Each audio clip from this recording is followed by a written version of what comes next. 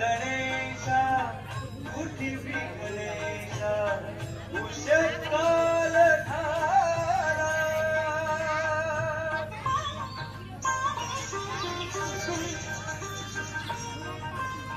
नवबिंदूनी सुरभावी दया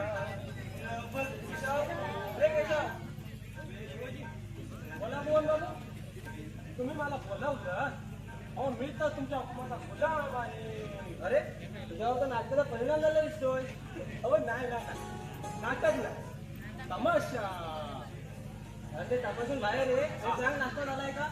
हो तेव्हा तर तयार झालाय. ठीक आहे सर आलो तुम्ही. हा बरोबर या लवकर. बरं काय हो बोल बाबू. अहो धर्मेश साहेबांचा काय आता पत्ता. अहो रात्रीला घरात नाही आलं तो. अरे जातो तुला सांगून जात नाही तो कोण काय सांगणार. अरे त्याला काय झालं ते समजत नाही. ते बघा आलं काय होतं. अहो रात्रभर कुठे काय होतं तुझं काय. हे जा तुझं काम काय जागेला ऐकायला नाही आलं. होतं पण त्याच्यावर जा तू असा का वागतोयस तू. हे बघ प्रश्न मी तुला विचारायचे तू मला नाही का. वयाने लहान आहे म्हणून. वयानं आणि अकलेनं सुद्धा. तर तुझ्या अकलेचे दिवस पाजायला माझ्यासमोर बंद कर. अरे इच्छा नाही तशी माझी पण तू कसाही वागतोस. रात्र बाहेर असतोस. अरे याचा घाई लागली त्रास होता विचार केलायस तू. अरे तू रात्रभर ह्या गाडीत उभं राहून तुझी वाट पाहत असतो. त्याचा तो मी सांगतो का माझी वाट पाहा म्हणून. अरे तू काहीच सांगत नाहीस रे. पण न कसं हंता करतो तो भाई तुला कळला नाही.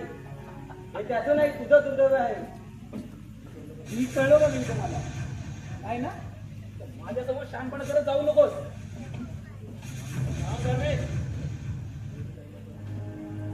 महत्वाचं बोलायचंय माझ्याकडे वेळ. अरे वेळ माझ्याकडे नाही आहे म्हणून आपण बोलायचं नाही का. हे बघ एक मिनिट बोल भाई. कॉलेजला जात नाही तयारी चालू आहे. रमेश बस इथे तू बोल तुला काय बोलायचंय. मी उभं राहायला ऐकू शकतो. अरे डोक्याला तिरस्कार जरा बाजूला ठेवशील ना. ती काय बोलते ना हे तुझ्या चांगलं लक्षात येते.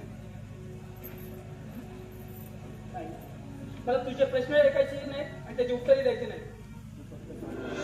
मी फक्त कालच्या गोष्टीवर बोलणार आहे ते तू ऐकणार आहे. पण का.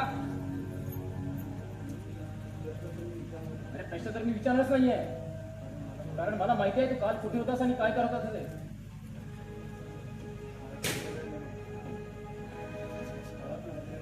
आणि काळाची गरज आहे म्हणून आणि या घरचा हिस्सा आहेस म्हणून आणि तू माझी जबाबदारी आहेस म्हणून. कळलं तुला. झालं तुझं. काल रात्रीपासून सकाळी पहाटे 4 वाजता तुम्ही रोहितच्या घरी होता. बारमध्ये होता आणि त्यानंतर रोहितच्या घरी. तुला कसं कळलं. सगळं काढाय मला. अरे बार माताने धक्कामारून तुम्हाला घरात बाहेर काढलं. झालं तुझं. नाही आणि एक महत्वाचं आज तुमच्यावर ना पोलीस कंप्लेंट झाली. पण या घराचा सुदैव समज सब इन्स्पेक्टर माझ्या मित्राचाच भाऊ होता. नाहीतर काय. नाहीतर काय. आज मी लोकांमध्ये असतो असत ना त्यामध्ये फार मेहरबानी केली असं वाटतं तुला. नाही भाई नाही. इथं पण तू तुझाच स्वार्थ पाहिला. मी लॉकअप मध्ये असतो काय किंवा लॉकअप मध्ये जाऊ नये प्रयत्न करतोस काय.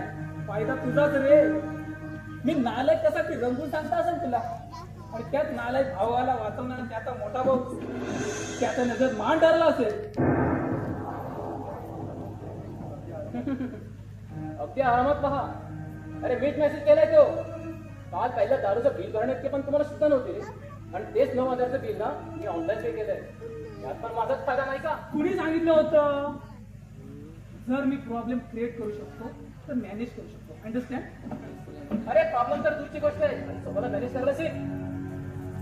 आणि एक शेवटचं काल तुझ्या बरोबर पहिल्यांदा 7 जण होते आणि हे 7 जण पुढील काळात किती कामाला येतील ना हे तुला आता नाही कळलं.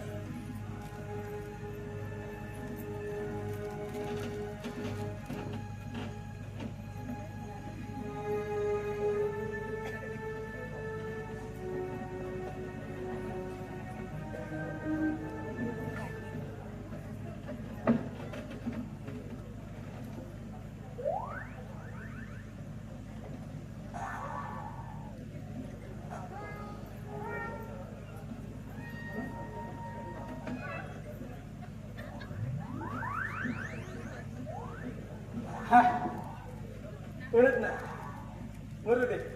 आता कोण नाही तेव्हा जेव्हा पाठांतर झालं आहे ते तालीम करून घेतो. हा पहिला राजकुमार. हा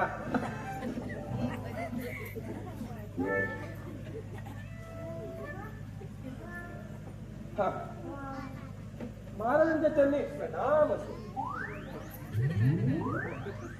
महाराज इथं महाराजच नाही मीच महाराज. आशीर्वाद असो राजकुमार. नाही असा नाही आशीर्वाद असो राजकुमार. महाराज आपण इतक्या तातडीने बोलवण्याचे कारण आशीर्वाद असो. महाराज आपणास या राज्याची चिंता सतावत असावी. अरे पण माझ्या तिथं पाया पडून कोण गेला? हा? कोण गेला?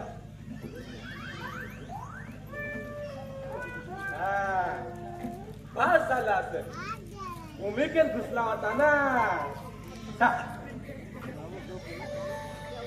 महाराज आपण मुळीच चिंता करू नये. हा राज्यकारभार सांभाळले इतके आम्ही आता स्वतः मोठे झालेले आहोत. तरी आपण आपल्या राजमाली जाऊन विश्रांती घ्यावी. हा महाराज गेले शांतीला.